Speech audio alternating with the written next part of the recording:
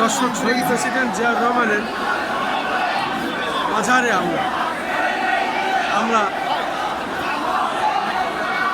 ৪৫তম শাহাদত বার্ষিকী আজকে শহীদ প্রেসিডেন্ট জিয়াউর রহমানের এখানে আমরা শ্রদ্ধা নিবেদন করলাম, দোয়া মোনাজাত করলাম এবং সেই সাথে আমরা এখানে মরহুমা বেগম খালেদা জিয়ার রুহের মাগফিরাত কামনা করে দোয়া মোনাজাত করলাম এবং আজকে মাননীয় প্রধানমন্ত্রী এখানে শ্রদ্ধা নিবেদন করেছেন, দোয়া মোনাজাত করেছেন। পাশাপাশি আমরা প্রত্যেকের জন্যই দোয়া মোনাজাত এবং দেশের জন্য কল্যাণ দোয়া মোনাজাত করছি।